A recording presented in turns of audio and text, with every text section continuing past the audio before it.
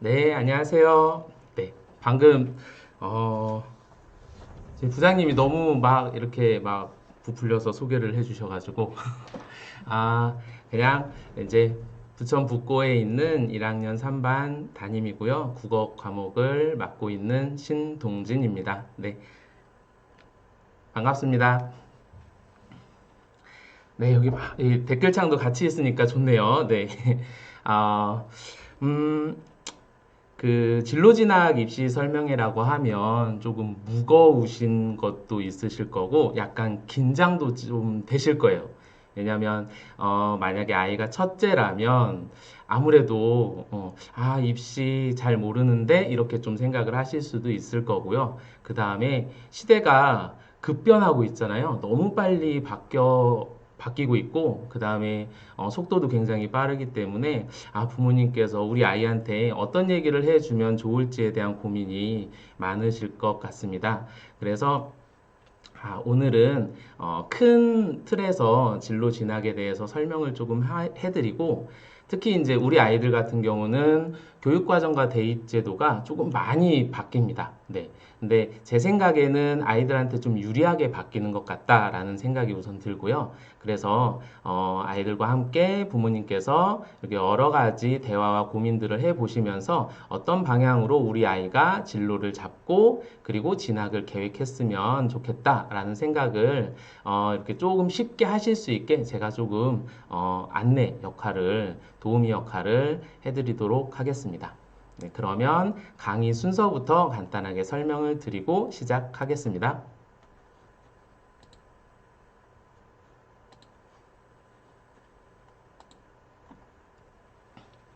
네.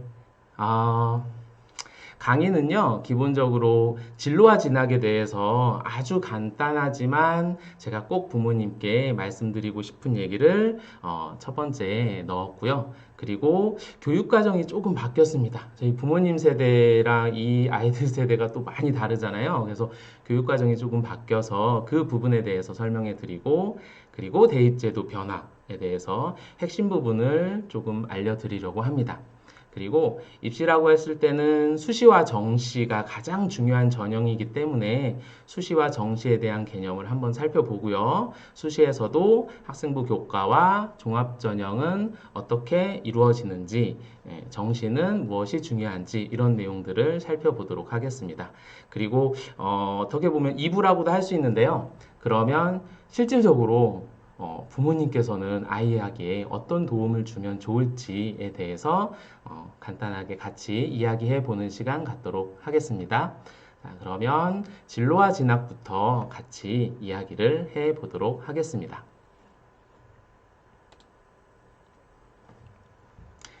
잘 보이시나요? 네.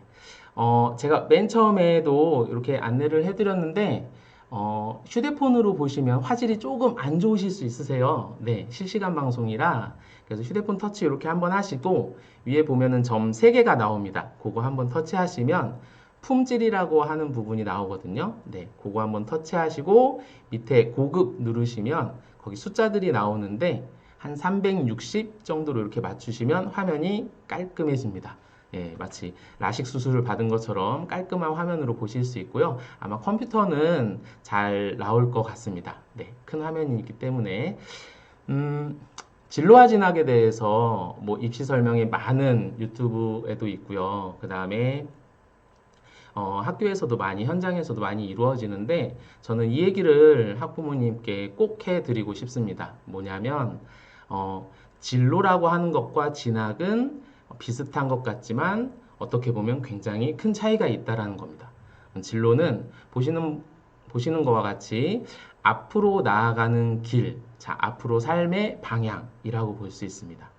어떻게 보면 우리 1학년 이 친구들이 고등학교에 올라와서 대학을 위해서 공부를 하는 것이 아니고 내가 앞으로 어떠한 삶의 방향을 가질 것인지 그리고 이 삶의 방향을 누구와 함께 고민해보고 그러면 어떤 방법을 통해서 내가 정한 삶을 살아갈 것인지에 대한 고민이 필요한 시간이라고 생각합니다. 특히 고등학교 1학년 때는요. 그런데 입시 설명회를 하거나 학원에서 설명회를 하거나 또는 학교에서 이런 안내를 할 때 보통은 부모님들께서도 궁금해하시는 부분, 아이들도 궁금해하는 부분, 또 일선 학원이나 학교에서도 진학에만 조금 초점이 맞춰지는 안타까움이 있는 것 같습니다.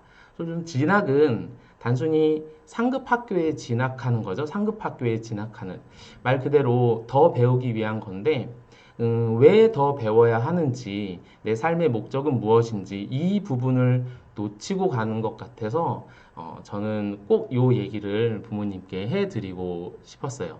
네, 진로가 잘 잡혀 있어야 되고 방향만 잘 잡혀 있다면 조금 천천히 가더라도 자신이 어떠한 삶의 궤도에 오르고 그런 삶이 누군가에게 긍정적인 영향을 줄 수 있지 않을까 하는 생각을 합니다.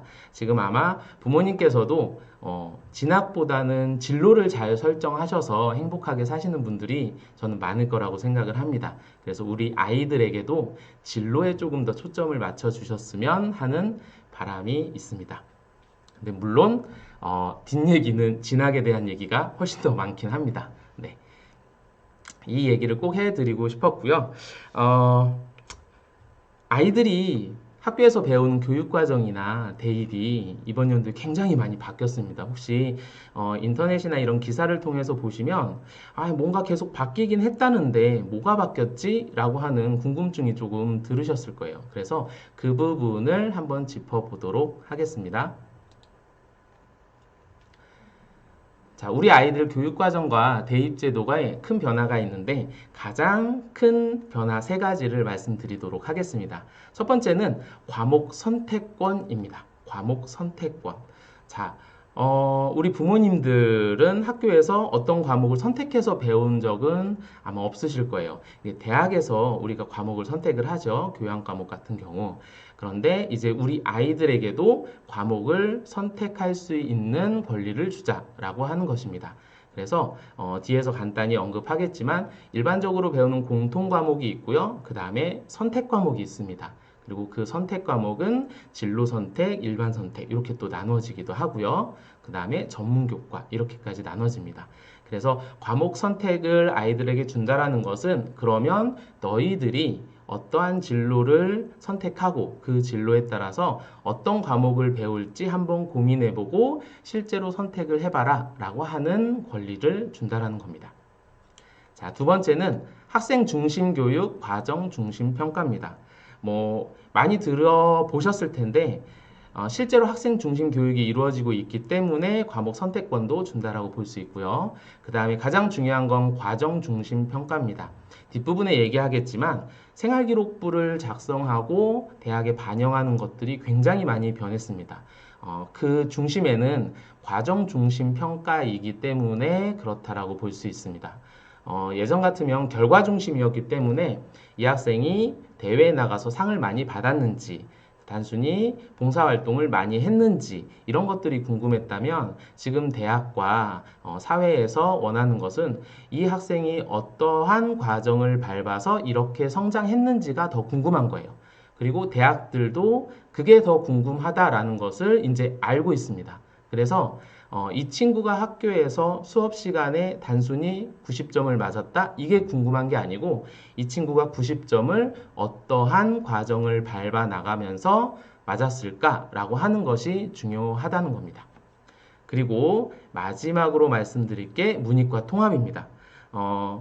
부모님들은 아실 거예요. 그쵸? 문과, 이과 이렇게 나눠져 있고 반도 이렇게 나눠져 있고 불과 몇 년 전만 해도 실제로 문이과가 이렇게 나눠져 있었는데 이제 우리 1학년 친구들은 문이과가 통합되어 있습니다. 다시 말씀드리면 문과, 이과 반이 나눠져 있지 않다라는 것입니다. 사회에서 원하는 기본적인 융합, 통합 이런 것들과 연관이 되어 있겠죠. 물론 아직 대학은 문과, 이과, 즉 계열이라는 것이 남아있기 때문에 인문계열, 그 다음에 과학계열, 이렇게 또는 사회계열, 경상계열에 따라서 대학이 원하는 학생의 유형들이 조금 다르긴 합니다. 그래서 이제 과목이나 이런 것들이 반영 교과가 좀 다르긴 하지만 그래도 최근에 문이과가 통합이 됐기 때문에 대학에서도 국영수 사과를 굳이 안 나누는 대학도 꽤 많이 생겨나고 있습니다. 그래서 이 부분이 굉장히 또 큰 변화다. 이렇게 말씀드릴 수 있겠습니다. 자, 그러면 어떻게 과목이 설정이 되어 있는지 간단하게 편제표를 한번 살펴보도록 하겠습니다. 부모님께서 이 편제표를 막 이렇게 외우실 필요는 없으세요. 네. 요 편제표는 우리 아이가 학교에서 이런 고민을 하고 이런 과목을 선택하는구나 라는 것을 부모님께서 조금 관심 있게 알고 계시면 좋겠다라는 의미에서 이제 보여드리는 겁니다. 자, 보시면 자, 아이들이 배우는 건 이렇게 공통과목 해서 배웁니다. 공통과목. 지금 우리 1학년 친구들이 배우는 과목은 국어, 영어, 그리고 수학, 통합사회, 통합과학, 한문, 기술과정, 과학실습 이렇게 해서 총 7과목인가요? 8과목 이렇게 공통과목을 배우고 있습니다. 요거는 1학년 전체 다 같이 배우는 과목이라고 생각하시면 됩니다. 부모님께서 아마 새로 듣는 과목은 통합사회, 통합과학 이런 과목들을 이런 과목이 있구나 하고 새롭게 들으셨을 수도 있어요. 자, 이렇게 1학년 때 공통 과목을 배우고 난 다음에 네, 선택 과목을 이제 선택을 하죠. 일반 선택, 진로 선택. 자, 기본적으로 선택 과목이 있었지만 이 선택 과목이 진로 선택까지 늘어났다라는 점이 또 하나의 특징이고요. 부모님께서도 최근에 아마 사인을 한번 하셨을 거예요. 그 2학년 때 배우는 과목에 대해서 우리 아이가 선택을 했습니다. 그쵸? 뭐 사회문화, 뭐 한국지리 이런 과목들 선택을 하고요. 그다음 아니면 나는 물리원, 화학원, 지구과학원 이런 것들에 대한 선택하는 아이들의 모습을 한번 보셨을 거고 부모님도 아마 그런 선택을 가지고 아이들과 한번 얘기를 해 보셨을 거예요. 뒷부분에서 잠깐 언급은 하겠지만 요 선택 과목에서 핵심이 되는 게 진로 선택 과목입니다. 자, 이 진로 선택 과목이 무엇이냐? 말 그대로 아이가 어떤 전공을 선택을 할 때 그 전공 선택에 관련된 교과목을 미리 선택을 해서 고등학교 때 배운다라고 생각하시면 됩니다. 그래서 진로 선택이라고 하는 건 자신의 전공 또는 자신의 진로에 맞춰서 선택할 수 있는 교과들이 생겼다. 이렇게 생각하시면 됩니다. 뭐 예를 들어서 뭐 국어 같은 경우는 심화국어, 그 다음에 뭐 사회 같은 경우는 사회문제 탐구, 그 다음에 여행지리 이런 과목들이 생겼고요. 과학은 뭐 융합과학도 있고요. 그 다음에 생활과학도 있고 다양한 교과목들이 편제되어 있습니다. 그래서 이 친구들이 미리 그런 부분들을 고민해서 선택을 해서 공부를 하고 그걸 바탕으로 대학에 진학하거나 취업 준비를 해보자 라는 의미에서 생겨난 과목이라고 생각하시면 됩니다. 자, 그 다음에 전문교과 이렇게 있는데요. 일반적으로 전문교과는 보통 교과보다 훨씬 더 아주 심도 있는 걸 배운다. 이렇게 생각하시면 되고요. 이 전문교과 같은 경우는 우리 학교는 국제정치라고 하는 과목이 있고요. 지금 1학년 친구들이 굉장히 관심이 많은 걸로 알고 있습니다. 네. 그리고 창의적 체험활동 이렇게 있죠. 요거는 많이 들어보셨죠? 학교에서 자율활동하고 동아리 활동하고 봉사활동, 진로활동. 자, 이따가 또 이것도 말씀드리겠지만 이런 활동들이 학생부 종합전형이라고 하는 부분에서는 굉장히 중요하다라고 이따가 다시 한번 언급을 해드리도록 하겠습니다. 그래서 우리가 이런 편제표를 가지고 지금 1학년들이 계속 고민하고 있어요. 학교에서도 한 3번 정도 조사를 했고요. 그리고 8월 달에 또 한 번 조사를 할 겁니다. 그래서 아직 기간이 남았기 때문에 부모님께서도 내 아이가 이런 과목을 선택을 하고 이런 쪽에 관심이 있구나 라고 하는 것들을 선택 과목을 통해서 우리가 한번 생각해 볼 수도 있을 것 같습니다. 자, 그 다음은 어떻게 보면 굉장히 핵심적인 부분입니다. 우리 아이들이 대학을 갈 때 어떤 부분이 가장 크게 바뀌었는지 설명을 해 드리려고 합니다. 공정성 강화 방안이라고 해서 우리 이 친구들 공정하게 대학교에 좀 보내주자라고 하는 의미입니다. 그래서 2024학년도죠. 지금 고등학교 1학년 우리 아이들이 대학교에 갈 때 어떤 것들이 반영이 되고 반영이 안 되는지 간단하게 설명해 드리도록 하겠습니다. 우선 첫 번째, 학생부 비교과 영역 축소라고 되어 있죠. 그래서 기본적으로 학교 내에서 한 활동 말고 대외적인 활동들은 다 안 들어간다고 생각하시면 될 것 같아요. 네. 교내에서 하는 활동만 들어가고요. 심지어 어떤 것들이 많이 줄어드냐면 봉사활동 중에 개인 봉사활동은 이제 대학에 반영이 되지 않습니다. 부모님들 아마 들어보셨을 거예요. 사회복지학과 또 의료 관련 학과에 지원하는 학생 같은 경우 개인 봉사활동이 100시간이다, 200시간이다, 뭐 아이들 요양원 다녀야 되고요. 그 다음에 어디 가서 봉사활동 해야 되고요. 헌혈도 막 해야 되고 이런 부분들이 너무 과열되다 보니 대학에서도 이걸로는 평가하기 힘들다라는 생각을 했던 것 같아요. 그래서 개인 봉사활동은 아예 반영이 안 되고요. 뭐 자율 동아리라고 했던 아이들이 원해서 만든 자율 동아리도 이제 생기부에 기재를 할 수 없게 됐습니다. 그 다음에 자기소개서랑 교사 추천서인데요. 자기소개서는 많이 알고 계시죠? 근데 이미 자기소개서는 다른 대학 최근 2022학년도에서도 많이 폐지가 되고 있습니다. 그런데 2024학년도 우리 아이들부터는 아예 자기소개서는 쓰지 않습니다. 네. 이거 너무 거짓말 많이 해가지고 안 쓰는 것 같아요. 대학도 이거 알고 있더라고요. 자기소개서가 그렇게 중요하지 않다라는 것을 대학도 알고 있어요. 잠깐 가볍게 말씀드리면 작년에 저희 반 애 중에 대학교에 자기소개서 원서를 이제 넣어야 되는데 자기가 썼던 대학이 아니라 다른 대학 거를 집어넣은 거예요. 그 A 대학에.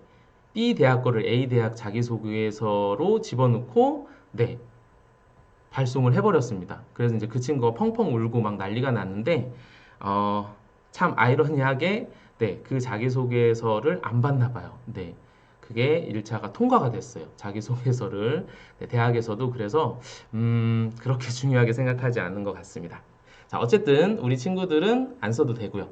그 다음에 교사 추천서도 폐지가 됩니다. 보통 담임 선생님이 많이 추천을 해주시는데 교사 추천서도 대학에서는 큰 의미가 없다라고 보는 것 같습니다. 대신 생활기록부에 행동발달 사항이라고 있는데 담임 선생님이 써주시는 그 아마 행동발달 사항이 교사 추천서를 대신할 것 같습니다. 수능 위주의 전형 확대. 자, 이거 굉장히 언론에서도 말 많이 나왔는데요. 서울 16개 대학 수능을 40% 이상, 말 그대로 수능으로만 40% 이상으로 해서 아이들을 뽑겠다라고 하는 겁니다. 지금 이미 40% 가까이 다 올라왔어요. 2022학년도부터. 서울 16개 대학은 부모님들이 아마 알고 있는 대학들입니다. 서울대, 연세대, 고대, 서성한이죠. 서강대, 한양대, 성균관대, 건국대, 동국대, 뭐 서울시립대, 외대, 서울여자대학교, 숙명여대 뭐 이런 대학들 16개 대학은 수능으로만 뽑자. 40%는 자, 이게 많이 바뀌는 것 중에 하나고요. 그리고 논술이랑 특기자 전형은 되도록 이제 폐지를 유도하자 이렇게 얘기하고 있습니다. 그래서 실제로 논술도 굉장히 많이 줄었고요. 특기자 전형도 굉장히 많이 줄었다고 볼 수 있습니다. 그래서 공정성 강화 방안을 가만히 이렇게 보시면 아이들한테 좋죠. 자소서 쓰는 거 이런 것들 신경 안 써도 되고요. 대외 활동 찾아다니느라 신경 안 써도 됩니다. 그래서 학교에서 얼마나 열심히 하느냐 그것만 가지고도 충분히 대학교 입시를 준비할 수 있다. 이렇게 정리해 볼 수 있겠습니다. 제 말이 막 그렇게 빠르진 않죠? 자, 그러면 우리가 수시와 정시에 대해서 한번 이제 살펴봐야 되는데 제가 지금까지 이만큼 말씀드린 내용이 큰 가이드라인이에요. 그런데 실제 세부적인 가이드라인은 지금 현재 나오지 않았습니다. 이 친구들은. 그게 언제 나오는지 간단히 말씀드릴게요. 자, 이게 굉장히 어떻게 보면 중요한데 지금 우리 1학년 아이들이 대학 입학 전형을 어떻게 할 것인가는 맨 처음에 언제 나오냐면 8월 말에 발표가 됩니다. 8월 말. 아직 안 나왔죠. 네. 그래서 8월 말에 대학 입학 전형 기본 계획이라는 게 발표가 되고요. 그러면 그 대학 입학 전형 기본 계획에는 언제 수능을 보는지, 그 다음에 수시와 정시의 기간이 언제부터 언제인지 해서 큰 가이드라인을 줍니다. 그래서 요거를 보고 나서 이런 식으로 대학 입학에 대한 전형이 나오는구나 라고 하는 정도를 8월 달에 한번 가늠해 보실 수 있고, 그 다음에 정말 중요한 거는 요 고2 4월 달에 나오는 내용이에요. 이 친구들이 고2 4월로 올라가면 그러면 그때 대학 입학 전형 시행 계획이라는 게 나옵니다. 요때 나오는 게 뭐냐면 각 대학에서 어떠한 전형으로 아이들을 뽑겠다. 그리고 우리는 이과에서 몇 명을 뽑겠다. 이런 내용들이 자세하게 나옵니다. 그래서 우리는 고2 때 우리 친구들이 어떤 대학에 갈 수 있는지 조금 더 구체적으로 확인을 할 수 있고요. 그리고 고등학교 3학년 5월 초에 이제 모집 요강이라고 해서 확정된 게 나오는데 요 내용과 그 다음에 모집 요강은 대동소이합니다. 거의 변하지 않는데 그래도 꼭 확인을 해야 되는 게 인원수나 살짝 반영 교과나 이런 것들에 변동이 있을 수 있기 때문에 요거는 꼭 확인을 해야 됩니다. 근데 보통 고등학교 3학년 올라가면 담임 선생님이랑 학교에서 굉장히 자세하게 자주 얘기를 하기 때문에 아이들이 놓치는 경우는 없을 겁니다. 그래서 부모님께서 조금 신경 써야 되는 시기, 아이들이 신경 써야 되는 시기는 이때 나오는 대학 입학 전형 시행 계획을 체크를 해 보시면 우리 아이가 어디로 어떻게 갈 수 있구나라고 하는 걸 알 수 있습니다. 자, 지금 큰 가이드라인을 한번 잡아 드렸고요. 변하지 않는 게 있습니다. 대학교 가는 방법. 네, 수시와 정시. 네, 수시 전형과 정시 전형에 대해서 말씀을 드리도록 하겠습니다.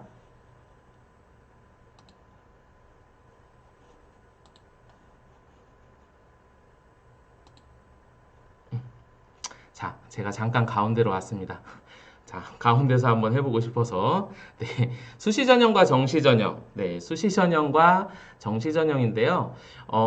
부모님께서 뭐 아이가 이미 대학교에 한번 진학한 경험이 있거나 대입의 경험이 있으시면 수시와 정시에 대해서 그렇게 거부감이 없으실 거고 금방 이해를 하시는데, 우리 아이가 첫 아이입니다라고 하면 분명히 많이 들으셔서 알고 있긴 하지만 그래도 아직 모르시는 분들도 있을 것 같아서 이제 준비를 조금 해봤습니다.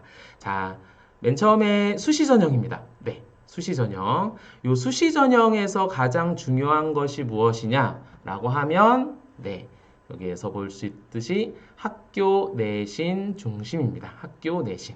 네, 학교 내신이 가장 중요하고요. 네, 그 다음에 네, 그리고 정시에서 가장 중요한 것은 수능입니다.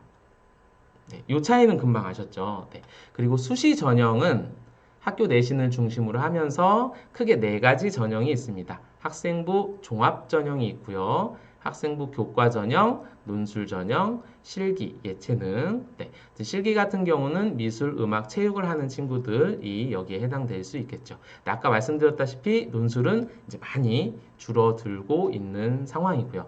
자, 정시 전형은 수능 중심입니다. 네, 대학 수학능력 시험을 보는 거고요. 여러분들이 부모님들이 잘 아시다시피 대학 수학능력 시험을 보는 것이고, 그리고 이제 실기도 여기에 해당되기도 합니다. 그런데 여기에서 제가 뒷부분에 요거는 얘기는 안 넣었는데, 서울대학교에서 지금 무슨 얘기를 하고 있냐면 정시 전형에서도 우리는 뭘 좀 보겠다. 네. 수능 시험에서도 학교 생활을 조금 보겠다. 이런 지금 안을 냈어요. 그래서 요것이 어떻게 나중에 조금 영향을 미칠지는 좀 지켜봐야 되겠는데, 정시에서도 어쨌든 학교 생활의 일부분이 들어갈 수 있다라는 것도 알고 계시면 좋습니다. 하지만 중요한 건, 네, 정시는 수능이 핵심이라는 것이고, 수시는 학교 내신이 핵심이라는 것입니다.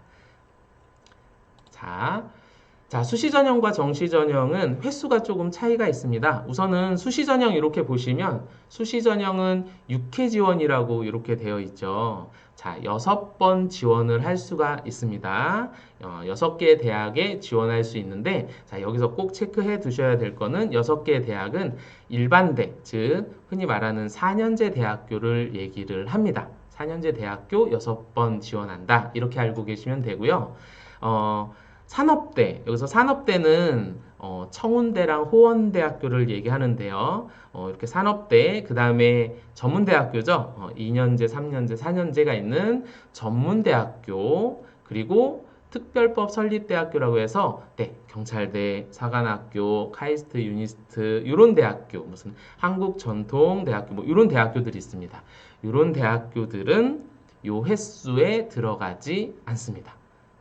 네, 이해되셨죠? 그래서 일반 대학교 6번 쓰고요. 대부분 네, 다른 대학들도 많이 씁니다. 특히 이런 친구들 많이 있어요. 전문대학교. 전문대학교는 횟수 제한이 없기 때문에 우리나라에 있는 전문대학교에 다 쓰셔도 됩니다. 네, 큰 문제가 없을 정도로. 그래서 어떤 친구 예전에 네, 한 뭐 20개 정도 쓰는 친구들도 꽤 많이 있고요. 이제 불안한가 봐요. 입시를 하는데 여기에서 떨어지면 안 된다라고 하는 불안함 때문에 전문대학교를 엄청나게 많이 써서 나중에는 또 어떤 상황이 벌어지냐면 막 6개, 7개 붙어서 고민하더라고요. 어딜 가야 되나. 네. 그래서 수시 전형은 이렇게 6회 지원이고 밑에 나와 있는 이런 대학들은 이 횟수에 들어가지 않는다라는 거 알고 계시면 되고요.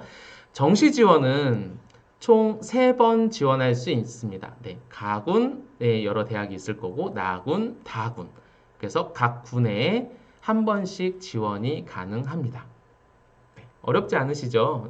이런 내용은 조금 알고 있어야 우리 아이들이랑 이런저런 얘기할 때 그래도 내가 너에 대해서 조금 관심은 있다. 라는 것을 알려드릴 수 있을 것 같아요. 그래서 이런 부분은 조금 알고 계시면 도움이 되실 것 같고, 자, 여기에서 놓치면 안 되는 거 있습니다. 네, 이미 다 알고 계시겠지만 그래도 혹시 몰라 말씀드려요. 수시 전형에서 합격을 하면 정시 전형은 지원할 수가 없습니다. 네. 그래서 수시 전형 이후에 수능을 보고 수능을 본 이후에 정시 전형을 지원을 하거든요. 그래서 간혹 어떤 친구들이 있냐면 수시를 불안해서 낮춰서 썼는데 네, 수능을 매우 잘 봐서 너무나 안타까운 경우가 있는 학생들도 간혹 있습니다. 네, 수능으로 정시를 더 좋은 대학을 갈 수 있는데 근데 어쩔 수 없습니다. 요거는 수시 전형에서 붙으면 정시 전형은 지원이 안 된다라는 거 요거는 꼭 알고 계셔야 될 것 같아요. 그리고 아이들도 아직 잘 모르더라고요. 제가 1학년 수업 들어가서 아이들한테 이런저런 얘기하면 친구들이 그런 얘기해요. 왜 안 되냐? 나 수시 쓰고 정시 또 봐서 더 좋은 데 가고 싶은데 왜 안 돼요? 뭐 이렇게 반문하는 친구들이 꽤 많이 있습니다. 네. 그래서 부모님들께서도 이 부분은 확실하게 알고 계셨으면 좋겠습니다. 자, 그러면 우리가 크게 수시와 정시를 살펴봤잖아요. 그러면 뭘로 아이들이 가는 게 훨씬 더 좋을까에 대한 고민도 필요할 수 있을 것 같습니다. 물론 지금 1학년 학생들이기 때문에 충분히 가능성이 많아서 넓게 열어놓고 생각을 해야 되지만 그래도 전략적으로 또 확률적으로 봤을 때 우리가 어떻게 전략을 짜서 지원하는 것이 좋을지 한번 생각해 보도록 하겠습니다. 네. 2022학년도 전형별 모집 인원 비율을 한번 볼게요. 2024학년도는 지금 계획이 없기 때문에 이번 연도 고3 거를 바탕으로 우리가 예측을 한번 해보도록 하겠습니다. 자, 네. 서울 같은 경우 한번 보실게요. 서울은 수시가 65%고 정시가 35% 정도 됩니다. 조금 더 뭐 정확하게 말씀드리면 37.6% 이렇게 되는데 보기 쉽게 이렇게 우선 적어놨고요. 서울은 확실히 정시를 많이 뽑겠다라는 아까 말씀드렸던 16개 대학에서 정시를 많이 뽑겠다, 40% 이상 뽑겠다는 의지가 굉장히 강하고요. 그래서 실제로 이번 연도에 한 2.8% 정도 올랐습니다. 정시 기준이, 아니 정시 인원이 한 1715명 정도를 더 뽑는다고 합니다. 그래서 서울은 정시가 올라가고 있는 추세고요. 자, 그런데 우리가 이것도 한번 보셔야 될 것 같아요. 제가 계속 강조해 드릴 거지만, 우리 학생들이 진로를 정하고 진학을 할 건데 꼭 수도권, 서울 쪽으로만 가는 것은 아니거든요. 그래서 전국 단위로 한번 이렇게 보시면 이번 연도 전형별 모집 인원의 수시는 75%고 정시는 25% 정도 된다라고 생각하시면 됩니다. 네, 수시가 훨씬 많이 뽑죠. 전혀 다른 문제인 거예요. 그러니까 그냥 너무나 당연히 그럼 정시를 많이 뽑으면 나도 정시를 가볼까? 이렇게만 생각하시면 안 된다라는 겁니다. 우리는 그래서 수시를 조금 생각해 봐야 돼요. 2024년도에는 우리가 한번 예측을 해보면 몇 퍼센트 정도 될 것이냐. 자, 교육부에서 얘기한 것처럼 정시를 40%까지 만들어 놓는다고 했으니 서울은 60, 40 이렇게 비율이 나눠질 것 같고요. 대신 전국 단위로 봤을 때 전국도 좀 차이는 있습니다. 70, 30. 그런데 여전히 수시가 훨씬 더 많이 뽑죠. 10명 중에 7명은 수시로 뽑겠다라고 우리가 예측이 가능합니다. 그러면 우리 아이들한테 확률적으로 수시가 훨씬 더 많이 뽑는데 야, 우린 그래도 정시를 한번 해보는 거야. 이렇게 갈 수는 없잖아요. 그렇죠? 그래서 우리는 수시도 준비를 하고 정시도 준비를 해야 되지만 수시가 훨씬 더 많이 뽑기 때문에 수시에 조금 더 힘을 실을 필요도 있다. 이렇게 생각을 합니다. 그래서 수시에 대해서 한번 생각을 해볼 거고요. 그 수시 전형에서도 학생부 교과 종합 이렇게 나눠지는데 그런 비율을 한번 살펴보도록 하겠습니다. 네. 자, 이번 연도를 한번 보고 우리가 한번 예측을 해볼게요. 보시면 전국적으로 보시면 학생부 교과에서 전국적으로 뽑는 퍼센트가 42.9%입니다. 전국적으로. 자, 학생부 교과는 조금 이따가 자세하게 설명해 드리겠지만 학교 내신으로 쉽게 얘기하면 네, 대학을 갈 수 있다라고 생각하시면 됩니다. 전국적으로 많이 뽑죠. 자, 그런데 16개 대학을 한번 볼게요. 16개 대학에서는 11.3%밖에 안 뽑아요. 굉장히 적게 뽑습니다. 수도권에서도 21%. 그렇죠. 자, 학생부 종합전형을 한번 보겠습니다. 학생부 종합전형은 아이들의 모든 걸 통틀어서 입시에 반영하겠다라는 겁니다. 이렇게 보시면 여기에서 가장 높은 건 네, 16개 대학에서 35.8%로 가장 높고 수도권에서 29.7%로 확실히 높은 편입니다. 그래서 언론이나 학원에서 뭘 굉장히 강조하냐면 이걸 굉장히 강조하는 겁니다. 왜냐하면 수도권 대학에서 이렇게 많이 뽑으니까 우린 학생부 종합전형을 준비해야 된다. 그래서 뉴스 가끔 보시면 아시죠? 컨설팅 뭐 이렇게 해준다. 그 다음에 아이들 이렇게 자소서 대신 써준다. 자기소개서, 수상을 어떻게 관리한다. 이런 컨설팅을 해주는 학원들의 핵심은 다 이겁니다. 학생부 종합전형. 왜? 수도권에서 많이 뽑으니까. 이렇게 생각하실 수 있으세요. 그런데 제가 자꾸 강조 드리는 것 중에 하나는 우리 아이들이 과연 다 수도권을 원하느냐, 다 16개 대학만 원하느냐, 그게 아닐 수 있다라는 거죠. 취업을 위해서 전문대를 원할 수도 있는 거고, 또 자기가 가고 싶은 학과를 원할 수도 있는 겁니다. 그렇기 때문에 우리는 여기에서 학생부 교과 전형에 대해서 한번 생각을 해볼 필요가 있다라는 겁니다. 자, 그리고 수능으로 뽑는 인원 볼게요. 확연히 차이 나죠. 수능으로 뽑는 인원은 전국에서는 21.9%. 자, 그런데 16개 대학에서는 37.6% 이렇게 뽑습니다. 수능이 굉장히 많이 뽑습니다. 네. 그래서 유명 대학들이 이렇게 해서 수능을 많이 뽑으니까 이런 부분에 대해서 아이들도 여러 가지 갈등을 할 거예요. 네. 그리고 그러면 학생부 종합전형이 힘들면 그냥 수능만 잘 보면 되니까 수능으로 학교를 가볼까? 이런 생각들을 하는 친구들도 꽤 많이 있습니다. 네, 그래서 정시를 준비한다고 하는 친구들도 굉장히 많은데 특히 그런 경우가 있을 수 있어요. 부모님들. 우리 아이들이 이제 다다음 주에 시험을 보잖아요. 시험을 보고 성적표를 받으면 등급이 나올 겁니다. 조금 이따가 살펴보겠지만 등급이 이렇게 쭉 나오면 이제 아이들이 무슨 생각을 하냐면 자기는 수도권 또는 서울 좀 좋은 대학을 목표로 하고 있었는데 등급을 이렇게 보니까 요거는 조금 힘들 것 같네 라는 생각을 하는 친구들이 꽤 많이 나올 겁니다. 그리고 그 친구들 중에 몇 명은 이런 생각을 해요.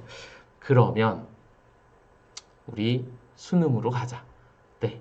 그래서 자긴 정시를 공부하겠다라고 부모님한테 딱 이렇게 얘기하는 친구들이 꽤 많이 나옵니다. 실제로 그렇게 준비를 열심히 하는 친구들도 있겠지만, 제가 학교에서 오랫동안 봐온 결과, 보통 그런 친구들이, 공부를, 내신 공부하는 거를 조금, 네, 귀찮아하고, 당장 눈앞에 있는 내신보다는 저 멀리 있는 수능을 생각하면서, 수능은 아직 멀리 있으니, 한 2년 뒤에 있으니까 좀 여유롭게 공부해도 되겠지? 라고 생각하고 얘기하는 친구들이 네, 많더라고요. 그래서 부모님께서는 아이가 성적표를 받고 갑자기 그런 얘기를 하면 한번 의심해 보세요. 정시 쉽지 않다라는 거를 부모님께 제가 이제 말씀드릴 거예요. 왜 정시가 쉽지 않은지. 자, 그래서 아이한테 이걸 들으시고 이 얘기를 꼭 해주시기 바랍니다. 정시가 왜 쉽지 않냐면요. 그리고 대부분 담임 선생님들, 학교 선생님들도 갑자기 저는 학교 공부 안 하고 정시할 거예요 라고 하면 대부분 말려요. 갑자기 그러면. 왜냐하면 정시 인원을 적게 뽑는 것도 있지만 자, 요거를 한번 보여드릴게요. 정시 합격률을 한번 보여드리면 네. 자, 재수생이 42.2%로 정시를 합격합니다. 확실히 재수생이 네, 성취도가 높아요. 삼수생도 있겠죠? 그 친구들이 16.3%예요. 이게 작년 퍼센트입니다. 검정고시로 4.1% 아이들이 붙어요. 자, 이거 다 합치면 네, 62.6%가 정시로 합격을 합니다. 자, 그 얘기는 반대로 얘기하면 재학생 중에서 10명 중에 4명이 채 합격하기 힘든 전형이 정시예요. 수능으로만 가는. 금방 이해되시죠? 네. 학교 선생님들이 너 그냥 어차피 공부를 못하니까 이게 아니라 정시라고 하는 곳을 뚫기가 만만치 않기 때문에 그래요. 실제 데이터가 이렇게 나오는데 자기는 그냥 정시할게요. 이렇게 얘기하는 친구들이 많기 때문에 선생님들이 아니야, 그래도 수시 끝까지 한번 해보고 그리고 정시도 생각해보는 거지. 수시를 포기하고 정시로 가는 건 아닌 것 같다라고 얘기하시는 이유는 네, 이렇기 때문에 그렇습니다. 그래서 정시에 대한 얘기가 아이들이 너무 빨리 고등학교 1학년 때 나온다라면 부모님께서는 다시 한번 생각해 보라 이렇게 얘기 한번 해주시고요. 학원에서 그렇게 꼬실 수도 있어요. 네, 쉽게 넘어가시면 안 됩니다. 네, 학원은 성공 사례만 보통 얘기하기 때문에. 자, 그러면 정시가 이렇게 힘들다면, 네, 수시 쪽으로 우리는 눈을 돌려봐야 되겠죠? 그러면 수시에 대해서 보겠습니다. 자, 수시에 보면 이번 연도 기준입니다. 학생부 교과에서 54%를 뽑고요. 학생부 종합전형에서 33%를 뽑는답니다. 그러면 우리가 이왕에 전략을 짠다고 하면 네, 아무래도 많이 뽑는 것부터 우리가 어떻게 뽑는지 살펴봐야 되겠죠. 자, 두 개 다 학생부 교과와 종합 다 학교 내신 성적이 들어가고 수능 최저 등급도 들어간다고 합니다. 물론 약간 차이가 있습니다. 이 부분은 제가 뒷부분에 자세히 설명해 드리도록 하겠습니다. 자, 그러면 요 수시에서 학생부 교과 전형에 대해서 말씀을 드리도록 하겠습니다. 네, 학생부 교과 전형입니다. 학생부 교과 전형은 부모님들이 아주 쉽게 생각하시면 학교에서 받는 등급 있잖아요. 성적. 그 성적을 쫙 합산해서 그냥 줄을 세우는 겁니다. 그래서 그냥 1등부터 합격, 불합격, 합격, 불합격 쭉 해가지고 20명 뽑는다. 그러면 20명 성적으로 싹 해서 뽑는다. 이렇게 생각하시면 됩니다. 굉장히 심플해요. 네, 엄청 심플한 방법으로 뽑는 거기 때문에 아이들이 준비하기에는 아주 간단하게 준비하기에는 솔직히 학생부 교과 전형이 훨씬 더 좋습니다. 내용을 한번 보실게요. 내신이라고 제가 설명해 놨는데 학교 성적 얘기하는 거고요. 반영 과목, 반영 비율 이런 것들을 조금 체크해 볼 필요는 있습니다. 근데 이제 뭐 지금 우리 1학년 친구들은 그게 안 나왔으니까 알 수는 없지만 일반적으로 반영 교과목은 대학마다 조금 차이가 있긴 합니다. 근데 일반적으로 아까 말씀드렸다시피 문이과가 통합이 되긴 했지만 문과 계열은 국어, 영어, 수학, 사회 이렇게 많이 쓰고요. 이과 계열은 국어, 영어, 수학, 과학 이렇게 많이 쓴다 생각하시면 됩니다. 그리고 반영 비율은 뭐 예전에는 뭐 20, 뭐 40, 20, 뭐 30 이렇게 해도 60 이렇게도 많이 하고 뭐 30, 30, 30 이렇게도 많이 하고 했잖아요. 근데 요즘은 그냥 1학년, 2학년, 3학년 다 반영이 된다 이렇게 쉽게 이해하셔도 될 것 같아요. 자, 그리고 진로 선택 과목이 있잖아요. 아까 제가 잠깐 말씀드린 이 진로 선택 과목을 어떻게 반영하느냐라고 하는 것도 하나의 이슈기는 합니다. 이 진로 선택 과목은 주요 대학, 수도권 서울에 있는 주요 대학교에서 반영을 어떻게 하겠다라고 지금 많이 제시를 하고 있고요. 이건 대학마다 조금 상이하기 때문에 나중에 이런 것들이 확정이 되고 모집 요강에 나오면 그때 한번 생각해 봐도 될 것 같습니다. 진로 선택 과목은 하나 말씀드리면, 다른 일반 과목은 1등급부터 9등급까지 이렇게 나와 있는데, 진로 선택 과목은 A, B, C 등급으로 나눠집니다. 네. 등급이 A, B, C 이렇게 나눠져요. 그래서 말 그대로 A는, 뭐 예를 들어서 80점 이상, 뭐 B는 60점 이상, C는 그 밑에 뭐 이렇게 나눠집니다. 등급으로 1등급부터 9등급으로 나눠지지는 않는다라는 점 알고 계시면 좋을 것 같아요. 자, 그 다음에 수능 최저가 있죠. 자, 수능 최저는 말 그대로 수능을 보는데 수능은 영역이 국어, 영어, 수학, 그 다음에 사탐이랑 과탐, 한국사, 그 다음에 뭐 제2 외국어 이렇게 보는 거는 알고 계시죠? 그 수능 최저에서 예를 들어서 요렇게 두 과목 합쳐서 뭐 5등급 이렇게 나오는 거. 제가 이 부분은 뒷부분에 다시 한번 간단하게 설명을 해드릴 텐데 최저 학력인 거예요. 말 그대로 두 과목 합쳐서 우리 5등급은 나와야 우리 학교에 올 수 있습니다. 라고 하는 기준을 둔 겁니다. 근데 보통 수능 최저는 네, 알고 계시죠? 수도권 서울, 네, 주요 대학들에서 조금 많이 쓰는 편입니다. 그래서 학생부 교과는 수능 최저가 생각보다 많이 이렇게 잡혀 있기 때문에 수능 공부도 꾸준히 해줘야 된다라는 특징이 있습니다. 자, 그리고 제가 지금 일반 대학만 말씀드렸는데 이 학생부 교과는 내신이라고 했잖아요. 이 내신을 가지고 네, 전문대도 다 지원을 하는 겁니다. 그래서 제가 학생부 종합전형이 아니라 학생부 교과전형부터 말씀을 드리는 거예요. 그리고 학생부 교과전형이 우리 학교에서도 물론이고 다른 학교에서도 훨씬 더 합격 건수가 많이 나타납니다. 그래서 학생부 교과전형을 아이들이 포기하는 건 요거는 절대 있을 수 없는 일이에요. 네, 학교 공부를 꾸준히 해 나가야 되기 때문에. 자, 이 정도로 정리가 어느 정도 되셨나요? 네.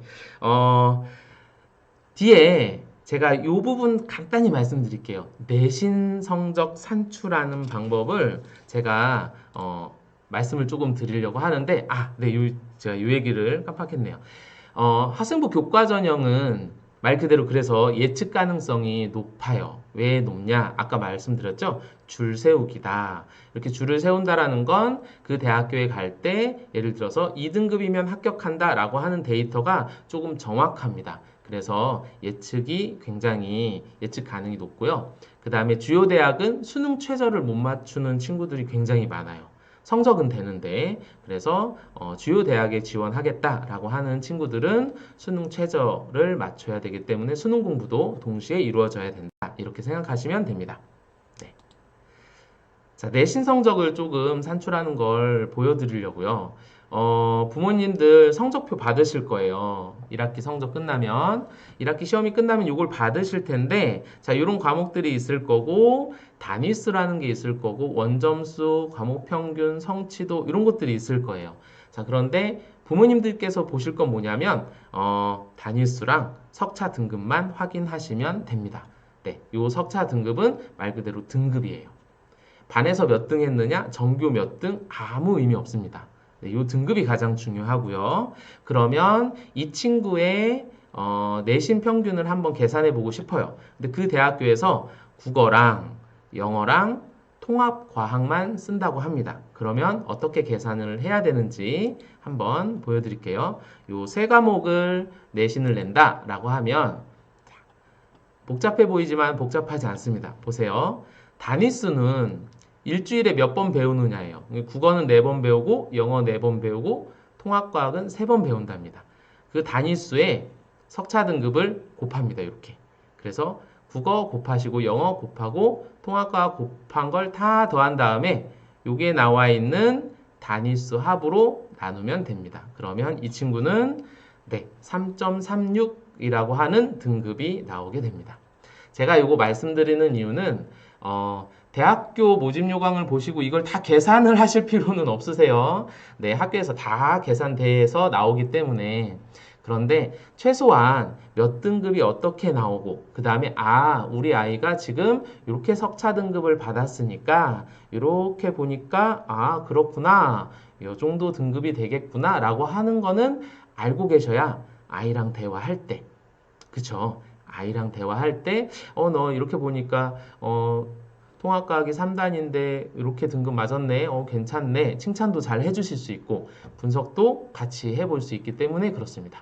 네, 그래서 꼭 알고 계셨으면 좋겠고, 여기서 하나 말씀드리고 싶은 건 전문대나 아니면 어떤 또 주요 대학교는 전 과목을 다 봅니다. 그래서 부모님께서 그런 경우가 있으세요. 그래도 국어는, 그래도 수학은, 그래도 사회는, 그래도 과학은 잘해야 되지 않아? 다른 과목에 비해? 라고 하는데 가만히 보시면 한문, 기술과정, 한국사, 뭐 사회, 영어, 수학 등급 차이가, 이 단위수 차이가 별로 안 나죠. 네, 3단위, 4단위밖에 나지 않습니다. 그렇기 때문에 절대로 편식하면 안 돼요. 네, 이 과목은 조금 천천히 하고 다른 과목을 잘 보는 게 좋지 않아? 이거 아닙니다. 아시겠죠? 네. 그거 아이들이 시험 공부하다가 저한테도 가끔 그래요. 선생님 저 두 과목은 버리려고요. 이렇게 얘기 진짜 하거든요. 아까도 상담하는데 그 얘기 하더라고요. 네. 근데 그걸 그래 그러면은 그래 그거라도 열심히 해. 이게 아니라 아니야 그 과목도 할 수 있는 데까지는 끝까지 해야 돼라고 꼭 얘기를 해 주셨으면 좋겠습니다. 주요 과목은 없다. 이렇게 생각하시면 됩니다. 자, 그리고 아까 제가 수능 최저 얘기 잠깐 말씀드렸잖아요. 네, 수능 최저는 뭐 다양해요. 대학마다 굉장히 다양하기 때문에 뭐 2개, 3개 과목 몇 등급 이내 이렇게 되고요. 네, 그 다음에 뭐 여기에서 보면은 미적분과 기하 요거는 빼고 한다. 요건 넣고 하자. 뭐 이런 것도 있고요. 자, 이런 것들은 수능 최저가 이렇게 다양하게 등급을 반영하는구나 정도로만 알고 계시면 될 것 같습니다. 요 학생부 교과 전형이 수도권과 서울은 학교장 추천 전형이라고 이렇게 명칭이 되어 있어요. 그래서 학교장 추천 전형이라고 해가지고 학교에서 네, 공부를 잘 하는 아이들 순서대로 해서 이렇게 지원할 수 있는 전형이 있는데 그 전형에는 수능 최저가 거의 대부분 잡혀 있다. 이렇게 생각하셔도 됩니다. 그리고 아까 말씀드렸다시피 네, 전문대든 4년제든 네, 학생부 교과는 버리면 안 된다. 요즘 되면 부모님께서 그거 궁금해하세요. 그래서 몇 등급 정도가 어느 대학에 갈 수 있다라는 거지? 요거 궁금하시죠? 네. 그래서 작년 본교 네, 전체 학생을 가지고 올 수는 없고요. 요 정도 등급 맞는 아이, 좀 상위권들로 제가 이렇게 한번 정리는 해봤습니다. 네, 간단히 한번 보실게요. 네, 학생부 교과 전형으로 합격한 친구들인데요. 네, 아주 잘 갔습니다. 굉장히 잘 갔죠. 그런데 이제 보시면 알다시피, 내신 1.4, 1.5, 1.8 이렇게 나온 친구들 보시면 내신 1등급 굉장히 공부를 네, 잘 했다라는 거고, 학생부 교과 전형은 기본적으로 등급이 학생부 종합 전형보다는 조금 높은 편이기는 합니다. 그런데 아까 말씀드렸다시피 거의 대부분 많은 친구들이 학생부 교과 전형으로 응시를 하기 때문에 이건 놓치면 안 된다라고 생각하시면 되고요. 자, 합격 건수가 183건입니다. 작년 데이터로 183건이라고 하는 거는 뭐 사람은 아니에요. 한 사람이 두 개, 세 개도 붙을 수 있기 때문에 네. 그래서 이 정도 건수가 됐다라고 보시면 되고 이따가 학생부 종합전형의 합격 건수랑 비교해 보시면 제가 왜 교과 전형을 꼭 잡아야 된다라고 얘기했는지 아마 아실 수 있을 겁니다. 네. 자, 그러면 이제 종합전형을 살펴보도록 하겠습니다. 종합전형에서 가장 중요한 거 똑같습니다. 네, 내신이 아주 중요합니다. 요게 제가 꼭 말씀드리고 싶은 건데 가끔 컨설팅 해주는 곳이나 학원에서 그런 얘기를 많이 합니다. 5등급, 네, 6등급 또 우리는 경희대에 보낼 수 있어요. 이렇게 얘기도 많이 해요. 어디 대학교에 보낼 수 있습니다. 실제로 보낼 수 있습니다. 그런데 네, 한 명 가능합니다. 그 한 명도 굉장히 독특한 활동을 하거나 그랬을 경우에. 그런데 이 친구들은 지금 고등학교 1학년인 우리 아이들은 그렇게 6등급, 7등급인 친구가 교과 활동이나 이런 것들을 잘했다고 가기는 힘들 겁니다. 왜냐하면 대외 활동이나 이런 것들이 다 줄었기 때문에 학교 안에서 활동만 하는 거기 때문에 그렇기 때문에 내신이 중요합니다. 물론 교과 전형보다 조금 여유는 있긴 하지만 내신이 가장 중요합니다. 자, 그리고 학생부 종합전형은 네, 교과 활동을 많이 봅니다. 이 친구가 수업 시간에 어떠한 태도로 어떻게 질문하고 어떠한 발표를 했는지 이런 것들이 다 학교생활 기록부에 기록이 되고요. 그런 것들을 종합적으로 평가합니다. 그래서 밑에 보시면 네, 뭐가 있어요? 자율, 동아리, 진로, 활동 이런 것들이 있죠. 행동 발달 사항 이런 것들을 종합적으로 다 보고 그 다음에 면접도 하고 네, 그렇기 때문에 학생부 종합전형은 말 그대로 종합적으로 이 아이를 평가하고 이 아이가 어떠한 가능성이 있고 그 다음에 자기 발전을 할 수 있는 아이인지 그런 내용들을 얘기해 주고 있습니다. 학생부 종합전형은 그렇게 있고요. 그리고 수능 최저 학력 기준이 예전에는 많이 없었는데 최근에는 수능 최저 학력 기준이 들어오고 있더라고요. 그래서 이게 코로나의 영향일 수도 있고요. 네, 기본적으로 종합전형으로는 우리 아이들을 다 평가할 수 없으니 수능 최저를 좀 보겠다라는 것도 있을 수 있어요. 그래서 경희대 같은 경우는 수능 최저가 없었는데 수능 최저가 들어왔더라고요. 네. 뭐 연세대도 들어오고 을지대 같은 경우도 수능 최저가 없었는데 아까 말씀드린 수능 최저가 들어왔습니다. 네. 그래서 학생부 종합전형은 만만치 않아요. 할 게 굉장히 많고 이 할 걸 1년 열심히 하면 된다 이게 아니라 1학년, 2학년, 네, 3학년 때까지 이걸 계속 유지해야 되기 때문에 네, 아이가 정말 열심히 네, 학교 생활을 해야 됩니다. 자, 학생부 종합전형에서 아이들을 평가하는 내용인데요. 네, 이렇게 보시면 전공 적합성. 자, 요 전공 적합성에서 제가 부모님께 말씀드리고 싶은 건 그거예요. 이 친구가 경제학과에 지원하고 싶다라고 하면 아까 선택 과목 있었죠? 선택 과목에서 또는 진로 선택에서 경제와 관련된 과목들을 선택해 주는 것이 좋다라는 겁니다. 왜냐하면 이 친구는 실제로 그거에 관심이 있어서 그 과목을 들었고 그 과목을 바탕으로 경제학과에 지원할 거기 때문에. 자, 발전 가능성 보겠습니다. 발전 가능성은 말 그대로 이 친구가 얼마나 자기 주도적으로 공부를 하고 다양한 경험을 했는지. 자, 이런 것들에 대한 건데 이런 것들을 다른 데서 찾는 것이 아니라 교내 활동에서 찾는다라고 생각하시면 됩니다. 자기 주도성을 어디서 찾지? 수업 시간에 모든 활동을 할 때, 또 자신에게 주어진 수행평가를 할 때, 그런 내용들을 다 선생님들이 계속 일일이 체크를 하고 계십니다. 그 내용이 생활기록부에 들어가는 거기 때문에 교과 세부 능력 특기 사항이나 이런 부분에 이런 내용들이 들어갈 수 있고요. 자, 학업 역량은 말 그대로 성적이라고 생각하시면 되고 이것도 학업에 대해서 어떠한 태도를 지녔는지 학생부 종합전형에서 아쉽게 떨어지는 친구들의 특징이 뭐냐면 성적은 굉장히 좋은데 네, 수업 태도가 안 좋거나 교과 세부 능력 특기 사항이 풍부하지 못한 친구들이 많이 있어요. 그러니까 말 그대로 시험만 열심히 보는 친구들인 거죠. 근데 종합전형은 이렇게 복합적으로 보기 때문에 다양한 학생들의 특징을 체크를 해야 되기 때문에 이렇게 학업 태도나 학업 의지 이런 내용들도 잘 보여줘야 됩니다. 그리고 인성, 네, 같이 할 수 있는 거, 도덕성, 성실성 이런 것들은 자율활동이나 동아리 활동 이런 것들을 통해서 보여줄 수 있습니다. 그래서 이런 내용들은 학교에서 얼마 전에 학생들한테 또 한번 다 전체적으로 교육도 한번 했습니다. 그래서 아이들이 이미 다 알고 있는 내용이기는 합니다. 그래서 부모님들이 조금 쉽게 접근하실까봐 제가 말씀드리는 거예요. 뭐 학생부 종합전형으로 어디 대학교 갔다더라 라고 이렇게 너무 쉽게 얘기하시면 안 돼요. 굉장히 할 게 많죠. 네, 공부도 열심히 해야 되고 이것도 해야 되고. 음, 우리 학교 데이터를 보겠습니다. 네, 학생부 종합전형 우리 학교 작년 간 친구들인데요. 네, 잘 갔어요. 성적도 좋죠. 그런데 아까랑 좀 다른 거는 아까보다 성적이 내신 성적은 조금 여유가 있는 것 같은데 조금 떨어지는데 네, 학교들이 괜찮은 학교들이 흔히 말하는 괜찮은 학교들이다라고 하는 거는 다른 활동을 열심히 했다라고 생각하시면 됩니다. 그런데 저는 이 부분을 꼭 짚어드리고 싶습니다. 합격 건수가 네, 53건입니다.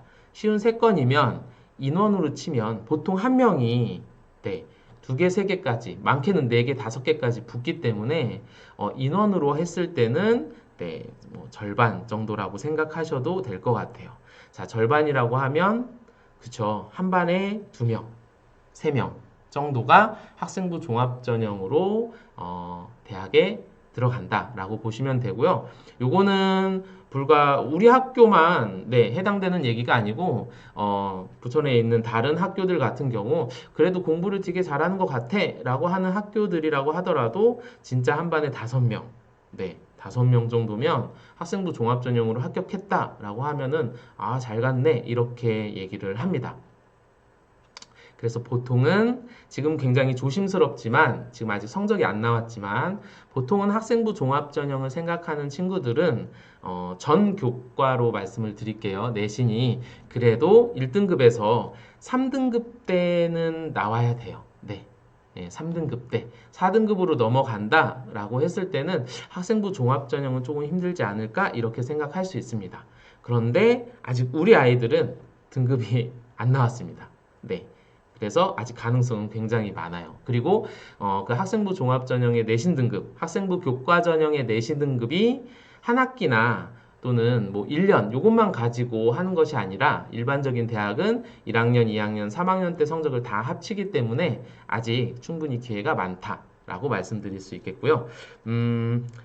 하나 추가로 말씀드리면 아까 말씀을 못 드렸는데 전문대 같은 경우는 보통 3학년 성적보다는 2학년 성적이 굉장히 중요하고요. 1학년, 2학년. 그리고 전문대에 따라서 어떤 전문대는 한 학기 성적만 보기도 하고 그 다음에 제일 잘한 학기를 학생이 뽑을 수도 있습니다. 그래서 선생님들이 매 시험 최선을 다해서 보라고 얘기하는 게 언제 자기가 시험을 잘 볼지 어떤 시험이 가장 잘 본 시험인지는 아무도 모르기 때문에 매 순간 시험을 잘 보고 열심히 수행평가를 해라 라고 얘기를 하는 거예요. 전문대 같은 경우는 네, 전체 3년이 아니라 부분 볼 수도 있기 때문에 되셨죠? 그래서 아이들한테 그런 얘기를 부모님께서 꼭 해주셔야 돼요. 그래서 엄마가 알고 있는데 아빠인 내가 알고 있는데 그렇지 않다더라 라는 얘기를 한번 꼭 해주셨으면 좋겠습니다. 네.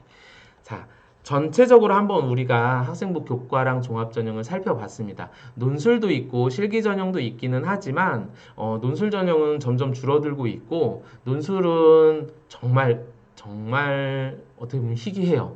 네.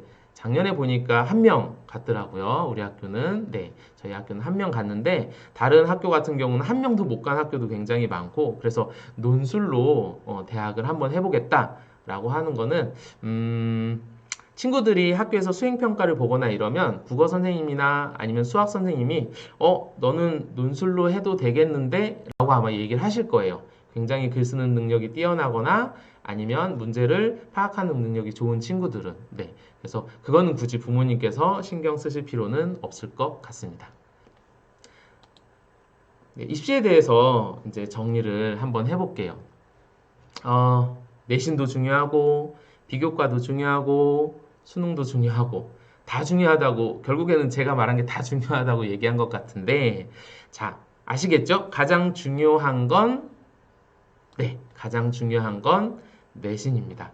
내신이 가장 중요합니다. 부모님들. 네. 그래서 어찌됐든 포기하지 않고 우리 아이가 지속적으로 계속 꾸준히 공부할 수 있게 이렇게 도와주셔야 돼요. 자, 그 다음에 중요한 건 제 생각에는 비교과인데 이 비교과는 어디 가서 컨설팅을 받거나 그러실 필요 전혀 없으세요. 학교 안에서 다 이루어지는 것이고 그 다음에 아까 영상 맨 처음에 영상 아마 보셨으면 아시겠지만 학교에서 굉장히 다양한 행사들을 많이 하고 있습니다. 뭐 교복 바로 입기 행사도 하고 있고요. 그 다음에 실력 향상 프로그램도 하고 있고 학년에서 멘토 멘티 활동도 하고 있고 그 다음에 드림 서치라고 하는 우리 학교에 아주 큰 진로 활동도 들어가 있고요. 그리고 진로 상담 선생님께서 각 대학의 대학생들을 초청해서 학과별로 우리 아이들이 듣게 하는 활동도 하고 있고 학교 내에서 할 수 있는 활동만 해도 열심히 참여한다면 비교과는 제 생각에는 충분히 다 채울 수 있습니다. 그래서 비교과는 학교에 맡겨주셔도 될 것 같고요. 내신과 비교과를 잡고 그리고 수능은 1년에 2번 모의고사를 봅니다. 두 번 모의고사를 보는데 그때 모의고사 볼 때 얼마나 진정성 있게 보는지 그 다음에 그걸 가지고 우리가 분석을 좀 해볼 수 있고요. 그 다음에 학교 시험이 끝난 특히 이제 7월 달에 시험이 끝나면 7월, 8월은 방학 기간이니까 그때 수능 준비와 자기가 부족한 과목을 조금 이렇게 꾸준히 해 나간다면 수능도 생각을 해 볼 수 있을 것 같습니다. 근데 큰 틀은 조금 어느 정도 잡히셨나요? 큰 틀? 그래도 아이들이랑 수시, 정시 얘기는 조금 네, 이렇게 하실 수 있으셨으면 좋겠어요. 네. 자, 그래서 저희에게 필요한 건 뭐냐? 말 그대로 선택과 집중입니다. 어떤 선택을 하고 어떤 거에 집중을 할 것이냐. 그리고 우리 아이에게 유리한 전형은 어떤 전형이냐. 그리고 목표 대학은 냉정하게 선택을 해야 된다라고 하는 건데 제가 이렇게 써놓기는 했지만 솔직히 지금 현재는 굳이 선택과 집중을 하실 필요는 없어요. 왜냐하면 우리 친구들이 아직 나온 게 아무것도 없기 때문에. 네, 아직 나온 게 아무것도 없습니다. 그러니까 가능성을 많이 열어두셨으면 좋겠어요. 지금 현재는. 그리고 그 가능성 열어놓은 거에 대해서 1학기가 끝나고 1학년이 끝나고 난 다음에 네, 냉정하게 분석을 하셔서 그리고 아이와 얘기를 하셔서 너의 진로에 대해서 한번 생각해보고 그 진로를 바탕으로 네, 진학으로 넘어가면 될 것 같습니다. 그리고 어떻게 보면 여기에 나와 있는 모든 내용은 우리 아이들이 더 잘 알고 있어야 돼요. 그쵸? 부모님들이 이거 아셔도 뭐 해주실 수 있는 게 별로 없으세요. 네, 수시 전형이 이렇대, 야, 교과 전형이 이렇대, 내신 성적이 중요하대, 그래서 공부를 열심히 해야 된대, 라고 하는데 정작 그걸 해야 되는 친구들은 아이들이니까, 그쵸? 동아리 활동도 열심히 하래, 라고 했는데, 그거 이 친구들이 해야 되잖아요. 그래서 솔직히 부모님들이 해주실 거는 공부에 관련된 거는 없습니다. 다만 이 내용을 알고 아이들과 같이 얘기를 하면서 그래 내가 너의 진로에 대해서 같이 얘기해 줄 수 있고 진학에 대해서 같이 얘기해 줄 수는 있다라고 하는 그런 관심도에 어떻게 보면은 관심도를 높여주는 그런 역할이라고 생각을 하시면 될 것 같아요. 이런 내용을 알고 계신 거. 그리고 또 하나는 네. 유튜브나 이런데 저도 유튜브 굉장히 많이 보거든요. 저도 자료를 준비하려면 입시 자료 많이 보는데 진짜 어떤 잘못된 유튜브 대부분 정확하게 말씀을 해주시긴 하지만 굉장히 이상하게 네, 전달을 하는 분들도 간혹 계시더라고요. 예, 예. 그래서 그런 부분 이렇게 보시면 팔짱 끼시고 아 그거는 아니지 하고 이렇게 한번 잡아주실 수 있으면 될 것 같습니다. 자, 큰 틀의 수시 전형에 대해서 대입의 변화에 대해서 말씀을 드렸고요. 어떻게 보면 지금부터 제가 말씀드릴 내용이 이제 부모님께서 해주셔야 되는 내용이고 그 다음에 조금은 가볍게 들으실 수도 있지만 어떻게 보면 더 중요한 내용일 수 있습니다. 네. 요게 1부라면 지금 2부라고 생각하시면 될 것 같아요. 집에서 이렇게 편안하게 들으시는 것도 나쁘지 않죠. 네, 뭔가 좀 집중해서 들으실 수도 있고, 그리고 이제 채팅창 이렇게 남겨주셔서, 지금 이렇게 조금 피드백이 되는구나, 라고 하는 생각도 들긴 합니다. 자, 지금부터는 요 얘기를 한번 해드릴게요. 이게 훨씬 더 매력적일 수 있으세요. 부모님께서는. 자, 점수 떨어뜨리는 잔소리, 점수 올라가는 코칭. 솔직히 부모님께서 집에서 아이들한테 해주실 때 이런 부분이 굉장히 중요하실 거라고 생각이 되는데, 잔소리 많이 하시죠. 네, 제가 아이들한테 물어보거든요. 상담하면서. 그리고 부모님이랑 상담하면서도 제가 여쭤보는데, 아이랑 얘기 많이 하세요? 라고 얘기하면, 부모님 대부분이 뭐라고 하시냐면, 저희는 그래도 생각보다 대화를 많이 하는 편이에요. 이렇게 얘기하세요. 그래서 그 어머님의 아이와 상담을 하면서, 야, 엄마가 너랑 대화 되게 많이 하신다는데, 좋겠다 라고 얘기했더니 아이가 안 하는데요? 이렇게 얘기합니다. 그래서 아이한테 물어보죠. 그럼 넌 뭐 하는데? 그랬더니 그랬더니, 엄마는 거의 잔소리를 하십니다. 부모님은 그걸 대화라고 생각하시고, 아이는 그걸 잔소리라고 생각을 하는 것 같아요. 말 한마디도 천냥빚을 갚는다. 근데 말 한마디 잘 하시면, 네, 그게 잔소리가 아니라 코칭이 될 수 있습니다. 그래서 제가 어떻게 하면 아이한테 이왕이면 기분 좋게 공부할 수 있게 하는지, 네, 몇 가지 팁을 좀 알려드릴게요. 제가 요거 질문 많이 하거든요. 시간 되시면 댓글창에 한번 써보실래요?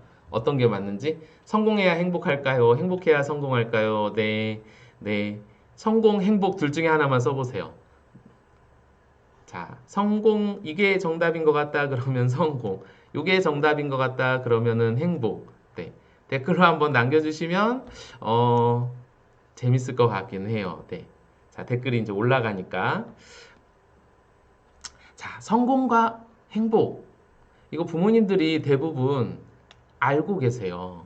네. 이거 대부분 알고 계십니다.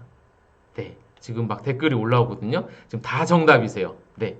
네. 정답, 정답, 정답, 정답. 정답이십니다. 맞아요. 이게 정답이에요. 자, 여기서 성공 쓰시는 분도 있을 수도 있는데, 제가 왜 이 얘기를 말씀드리냐. 근데 실제로 대학교 교수들이 엄청나게 많은 실험과 연구를 했는데, 실제로 나온 거기 뭐냐면, 행복한 아이가 실제 학업 성취도가 무지하게 높습니다. 네. 제가 상담을 해보면서도 굉장히 많이 그 데이터들을 실제로 경험할 수가 있고, 이 친구가 행복하구나, 집에 가는 거에 대해서 별로 신경, 불편해하거나 그러지 않구나, 라고 하면, 기가 막히게 아이가 자존감도 높고 학업 성취도도 높은 편이 많습니다. 네. 지금 1등부터 10등까지 쭉 물어보면 대부분, 자기는 행복하다, 이렇게 얘기 많이 하더라고요. 그러면, 우리가 여기에서 그 부모님들이 체크하실 수 있는 건 그거예요. 그러면 우리 아이를 행복하게 하면 학업 성취도가 높아지겠구나. 그쵸? 네. 우리 아이가 행복하면 성적이 올라가겠구나. 이걸 알 수 있으시겠죠? 그런데, 아쉽게도 우리 아이들이 고민이 너무 많아요. 네, 고민이 많다라는 건 행복하기 어렵다라는 얘기일 수도 있어요. 자, 어떤 고민이 많은지 한번 볼게요. 진짜 고민이 많은지. 이 데이터는 전국에 있는 고등학교 1학년, 2학년 학생들의 데이터라고 보시면 됩니다. 네, 보세요. 아이들의 고민은 해서 봤더니, 그쵸. 학업이 40%가 훨씬 넘고요. 미래에 대한 불안도 30%가 훌쩍 넘습니다. 요 두 개를 합치면, 네, 요 두 개를 합치면 80% 가까이 됩니다. 아이들이. 굉장히 놀라셨죠. 이 미래에 대한 불안도 결국에는 학업에 대한 진로, 진학, 대학 이런 것들입니다. 그래서 실제 아이들이 80% 정도가 이 고민 때문에 매일매일 걱정을 한다고 합니다. 그런데 저도 가끔 느끼지만 부모님들도 가끔 그런 생각 하실 거예요. 쟤 별 생각 없이 사는 것 같은데 무지하게 띵까띵까 노는데 집에 오면 특히 요즘 원격이라 그런 거 정말 많이 보시죠. 분명히 깨우고 나왔는데 안 일어난다고 가끔 전화도 받으실 수도 있고 아이가 컴퓨터 앉아서 수업이 아니라 게임하는 것도 보실 수도 있고 고민이 없는 것 같은데 근데 이 아이들이 실제로 이런 고민들을 가지고 있다는 겁니다. 그러면 이 고민들을 해결해 주면 네, 학업에 대해 조금 더 집중할 수 있겠죠. 그래서 이 친구들이 이 고민들을 어떻게 해결하는지 이것도 전국에 있는 고등학교 아이들한테 질문을 해봤는데 이 고민을 해결하는 방법 맞추실 수 있을까요? 이거 어떻게 해결하는지, 누구를 통해서 해결하는지. 자, 맨 첫 번째로 자기에게 이런 고민이 있다라고 하는 친구들이 해결 방법은 네, 친구입니다. 자기 같은 반 친구, 중학교 때부터 친구, 그 친구들과 계속 이런저런 얘기를 하는 거예요. 계속 농담 따먹게 하고 놀 것 같지만 친한 친구들이랑 야, 나 어떻게 뭐 먹고 살지? 뭐 이런 얘기. 네. 여기 부모님께서 맞춰주신 거죠, 이거? 네, 친구라고. 네, 친구에게 굉장히 많이 도움을 요청한답니다. 그리고 두 번째가 스스로. 저는 개인적으로 이 결과 봤을 때 조금 마음이 아팠습니다. 이건 지금 누구한테 말할 수 없다라는 거잖아요. 네.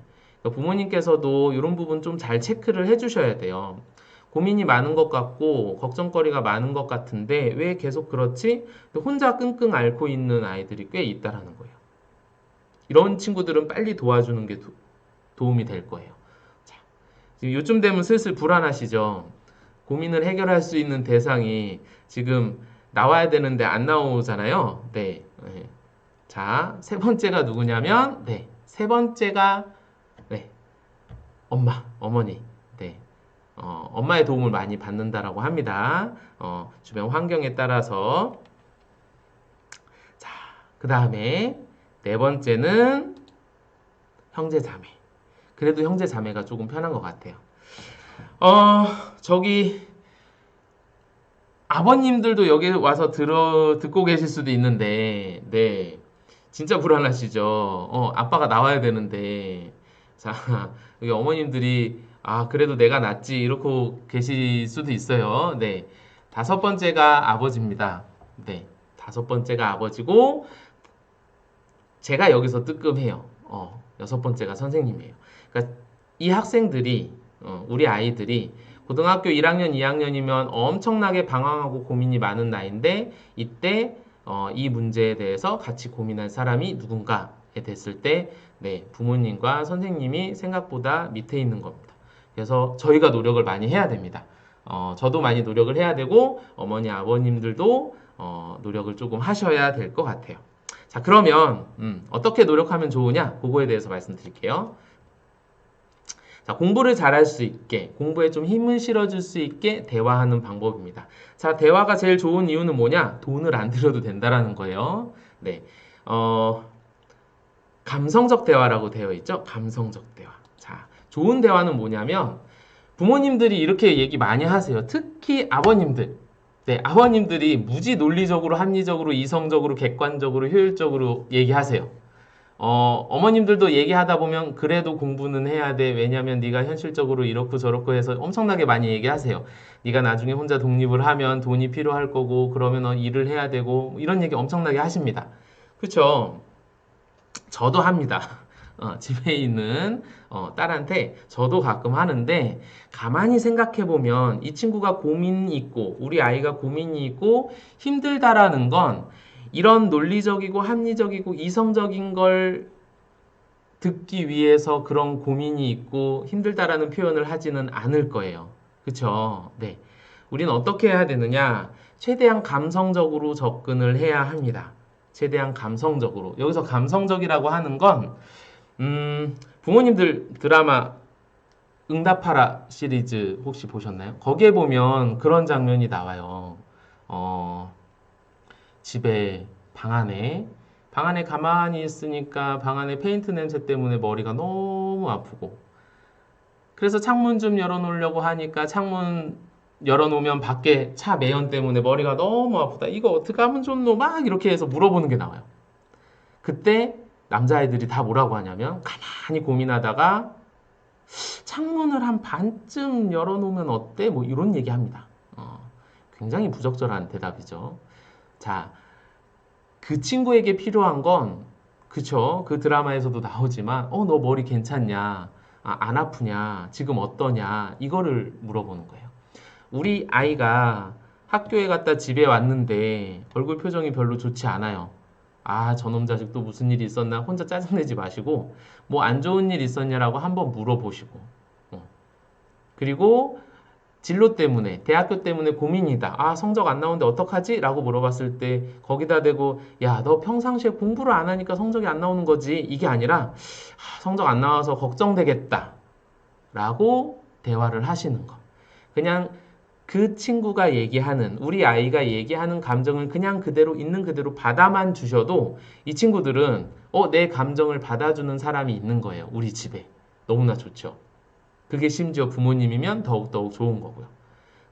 별거 아닌 것 같지만 아이를 대할 때 가장 중요한 것 중에 하나입니다. 그래서 연습해 보시고요. 이거 연습하셔야 돼요. 머리에서 논리, 합리, 객관적인 거 다 버리세요. 그냥 제 표정이 안 좋으면 왜 안 좋은지 물어보고 학교 친구가 짜증나게 했으면 그래 짜증났겠다라고 편들어 주시면 됩니다. 우리 편들어 주는 사람이 제일 좋은 사람인 거 아시죠? 네.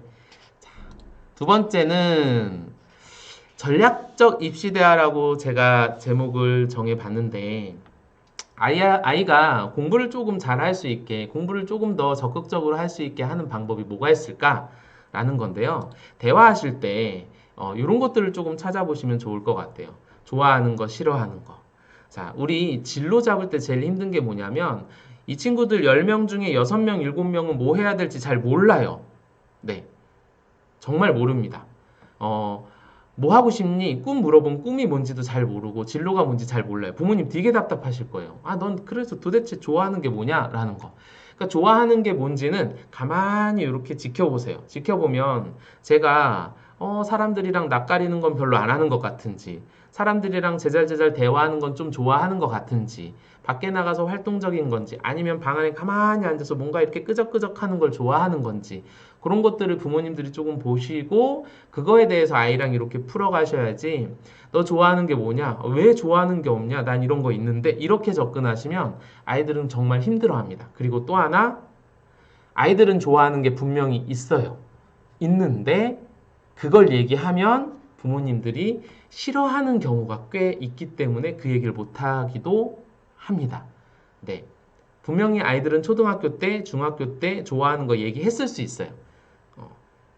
근데 부모님께서 야 그건 좀 그렇지 않아? 그건 좀 안 될 것 같은데 이런 얘기를 하셨으면 아이가 그 부분에 대해서 한번 다시 생각해 보는 시간을 갖더라고요.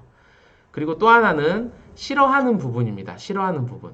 자, 싫어하는 부분은 아이들이 좋아하는 거 찾는 거 굉장히 어려운데 싫어하는 거 찾는 건 생각보다 굉장히 쉬워요. 그래서 어떤 걸 싫어하는지에 대해서 고민을 해 보시면 네, 뭘 찾을 수 있냐면 아이의 진로를 찾을 수 있습니다. 그래서 1학년은 아까 얘기한 대로 가능성이 많기 때문에 좋아하는 것과 싫어하는 것을 마음껏 찾아보고 그 부분에 대해서 편안하게 대화를 나누셔도 된다라는 거예요.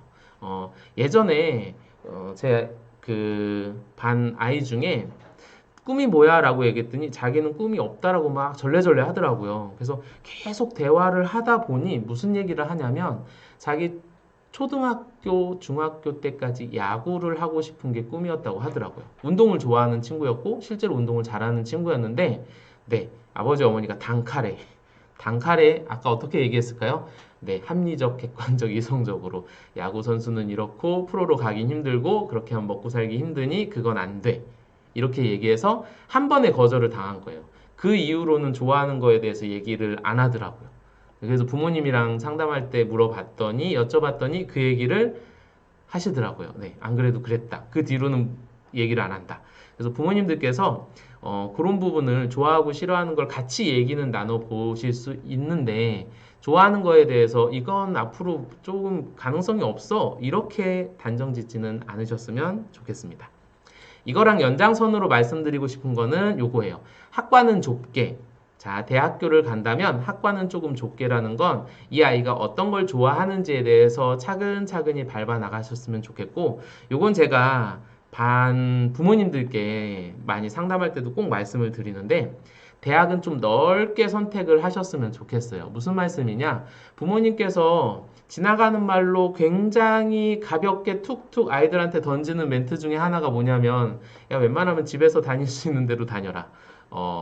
집에서 가까운 데로 갔으면 좋겠다. 이런 얘기 굉장히 많이 하시거든요. 근데 그 얘기가 아이들한테 엄청난 스트레스예요. 부천에서 가깝게 다닐 수 있는 대학들이 이렇게 정해져 있잖아요. 그쵸? 네, 부천은 수도권이고. 그래서 그런 부분은 조금 1학년 때 넓혀 놓으셔도 돼요. 아직 성적도 안 나왔고, 그 다음에 아이의 진로도 찾아야 되기 때문에. 그래서 대학은 좀 넓혀 놓으시고, 얘가 무엇을 좋아하고 무엇을 싫어하는지를 좀 좁게 봐서 학과를 찾는 걸, 더 초점을 맞추시면 아이들도 조금 흥미롭게 찾을 거고, 공부에 대한 동기도 굉장히 높아질 거라고 생각이 됩니다. 그래서 1학년 때는 최대한 아이를 팍팍 밀어주세요. 아이가 하고 싶은 거, 그래, 한번 해봐라. 그리고 믿어주시고 그런 기반을 바탕으로 해서 학교에서는 학교에서 할 수 있는 역할을 또 성적이나 대학교 입시 전형 이런 것들을 얘기해 주면 되거든요. 그래서 부모님의 역할은 이렇게 보시면 될 것 같고요. 세 번째, 성적 칭찬법이라고 있습니다. 성적 칭찬법. 이것도 아주 간단합니다. 자, 1학기 성적표가 이제 나올 거잖아요. 아, 최고의 기회입니다. 1학기 성적표가 나왔을 때는 어떤 최고의 기회가 있냐면 아이가 성적표를 가지고 와서 잘한 과목이 있고 못한 과목이 있을 거예요. 부모님들 보시면 뻔히 보입니다. 성적표 딱 보면 등급도 보이니까. 잘 못한 과목, 상대적으로 못한 과목에 대해서는 굳이 얘기 안 하셔도 됩니다. 그 중에서 제일 잘한 과목을 잡으셔서 야, 그래도 다른 것들보다 뭐 국어가 또는 과학이 등급이 4등급이네, 3등급이 나왔네. 그래도 다른 과목보다 열심히 했나 보네. 요렇게만 칭찬해 주시는 거예요. 이게 제일 어려운데, 왜냐면 다른 과목이 눈에 보이잖아요, 자꾸. 저희는. 그쵸? 근데 그 다른 과목들, 6등급, 7등급, 8등급 과목들은 이미 그 성적을 받은 아이도 알고 있어요. 자기가 그 과목이 성적이 좋지 않다. 그래서 공부를 더 해야 되겠다. 그건 이미 알고 있고요. 부모님께서는 그냥 칭찬만 하시면 그 아이가 그 칭찬을 듣고 아싸 나는 칭찬받았다 놀자 이렇게 생각 안 합니다. 과학이 4등급 맞았는데 부모님이 열심히 했다고 인정을 해주면 그러면 다른 과목은 어떻게 4등급을 맞아볼까 5등급을 맞아볼까 3등급을 맞아볼까 고민을 하게 돼 있습니다. 100%. 요거는 절호의 기회입니다. 그러니까 성적표 나오고 나서 그냥 성적만 쭉 보시고 얘기하지 마시고 포인트 딱 집으셔서 칭찬하시고 네, 요거는 무조건 연습하세요. 성적표 가져오면 나는 이렇게 해야지. 그리고 뒤에 야 그런데 야 근데 이거 요 멘트 하지 마시고 그거까지만 해주시면 네, 엄청나게 아이들이 도움을 받을 수 있을 겁니다. 그리고 요 얘기를 꼭 말씀드리고 싶어요. 아이의 학습 태도 바로 알기라고 제가 적어놨는데 1학기 성적표 나오고요. 칭찬해 주시고 그리고 이제 며칠 지난 다음에 아이랑 이런저런 얘기를 조금 해보실 때 이 부분을 한번 체크를 해보셨으면 좋겠어요. 아이가 실제로 공부하는 양이 많은지 또는 공부 방법에 문제는 없는지 제가 왜 이 말씀을 드리냐면 지금 우리 아이들이랑 상담을 쭉 해보면 생각보다 학원 다니는 친구들이 굉장히 많아요. 그런데 실제 학원 다니는 친구들의 생활 패턴을 분석해보면 공부를 잘 할 수 없는 생활 패턴을 가지고 있어요. 일반적으로. 네, 일반적으로. 그러니까 부모님들은 답답하시죠. 분명히 돈을 투자해서 학원을 보냈는데 왜 성적이 안 나오지? 라고 하는 생각 많이 하셨을 거예요. 대부분 아이들이 학원에서 공부를 그렇게 많이 하지 않습니다. 대부분 학원에서 하는 공부는 그냥 수업을 듣는 공부가 굉장히 많고요. 실제로 공부의 메커니즘을 무시하는 경우가 많아요. 자, 요 표 한번 보실게요. 자, 기본적인 공부 과정이에요. 학습 과정. 이게 기본적인 메커니즘인데, 자, 예습, 수업, 복습, 평가, 확인 학습이라고 이렇게 되어 있죠. 자, 예습도 중요하고 수업, 복습, 평가, 확인 학습 중요한데, 그나마 성적이 조금 나오는 친구들은 수업과 복습을 어느 정도 하는 친구들이라고 생각하시면 됩니다. 그런데 신기하게도 학원을 다니는데 성적이 안 나오는 친구들. 자, 뭐가 안 되냐면 수업 시간에 집중 안 하는 친구들 되게 많고요. 그 다음에 복습할 시간이 없습니다. 그거 한번 체크해 보셨으면 좋겠어요. 우리 아이가 학원에서 몇 시간, 며칠 동안 왔다 갔다 하는지. 영어 학원, 수학 학원 두 과목만 일주일 동안 다닌다고 하면 하루에 2시간에서 많게는 4시간까지 학원에 잡혀 있어요. 그러면 생각해 보세요. 4시간 동안 잡혀 있으면 그날 7시간 동안 배운 다른 과목을 복습할 수 있는 시간이 있는지 없는지. 없습니다. 이 친구들 상담해 보면 복습 거의 안 합니다. 얘네 거의 벼락치기로 지금 공부하고 있는데 이 벼락치기는 한계가 있어요. 고등교육과정, 특히 고등학교에서는. 그래서 부모님께서 아이들이랑 좀 냉정하게 한번 살펴보실 필요가 있어요. 이 학원이 실제로 도움이 되는지 되지 않는지, 그리고 학원에서 어떻게 수업을 받고 있는지, 받고 있지 않는지, 그리고 대부분의 학원에서는 평상시에는 내신 공부를 하지 않습니다. 시험 기간에만 내신 시험 기간이라고 해서 내신 정리를 해주는데 한계가 있습니다. 범위는 굉장히 넓고 할 건 굉장히 많은데 벼락치기로 할 수밖에 없는 아이들이 그럼에도 불구하고 학원에 다니는 건 학원에서 정리를 해주니까 지금 다니는 거예요. 아버님들이 그 부분을 꼭 체크하셔야 돼요. 우리 아주 간단하게 투자하면 나와야 되잖아요. 그쵸? 네.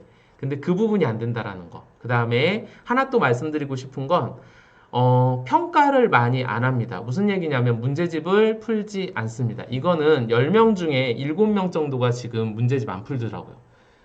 제대로 문제집도 풀지 않고 시험 보는 친구들이 엄청나게 많습니다. 문제집을 안 푼다는 건, 입력은 했는데 출력할 줄 모른다라는 거예요.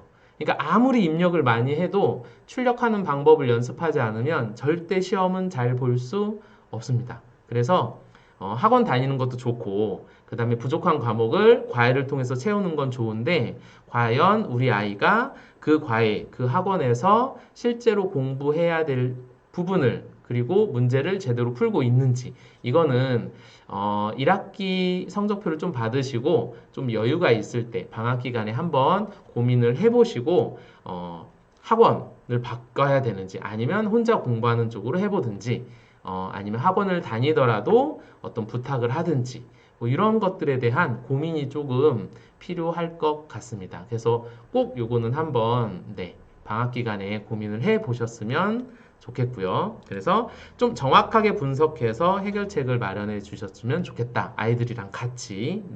이렇게 생각하면 좋겠고 성적을 어떻게 올리느냐 이런 것도 중요하지만 아이들이 공부를 어떤 식으로 하고 있는지 관심을 가져주는 것이 더 중요하다. 이렇게 말씀드릴 수 있겠습니다. 되게 오랜 시간 했는데 이제 다 왔습니다. 다 왔고 제일 가벼운 거지만 제일 중요한 부분을 하고 마치도록 하겠습니다. 원하는 말 해주기 라고 마지막에 이렇게 제목을 잡았는데요. 원하는 말 해주기 라고 하는 건 뭐냐면 우리 친구들한테 물어봤어요. 평상시에 무슨 얘기 듣고 싶니? 부모님한테 또는 선생님한테 무슨 말 듣고 싶니? 라고 물어봤어요. 그래서 그 순위를 말씀드리려고 합니다. 자, 1등이 뭐냐면 1등이 잘했어요. 잘했어. 이 얘기 정말 안 하시는 것 같아요. 학교 선생님들도 많이 못하는 말 중에 하나입니다. 근데 이 친구들한테 가장 필요한 것 중에 하나는 잘했다. 이 얘기 많이 해주셨으면 좋겠고요. 아이들이 가장 많이 듣고 싶은 말이라고 합니다. 두 번째는 수고했어. 우리 수고했어라는 말도 조금 아껴서 쓰죠. 팡팡 쓰셔도 됩니다. 수고했다는 말도 많이 해주셨으면 좋겠고 그리고 사랑한다는 말 많이 해주세요.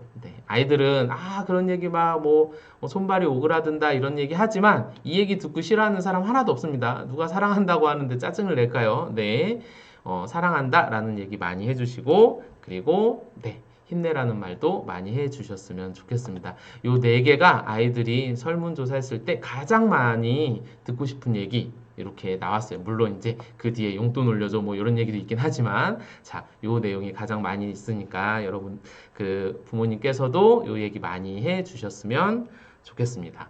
근데 요거 하나 부탁드릴게요. 요 말씀 많이 해주세요. 이렇게 얘기했더니 야 잘했어. 야, 수고했어. 뭐 이렇게 얘기하시는 분 아니에요. 자, 우리 대화의 핵심은 요 말도 중요한데 태도가 중요합니다. 어떠한 표정과 어떠한 손짓, 몸짓으로 하시는 거 요거 중요하니까 요거 연습하고 하루에 한 번, 일주일에 두 번, 세 번 이런 얘기를 좀 많이 해야 되겠다. 이렇게 생각하시면 네, 좋을 것 같습니다.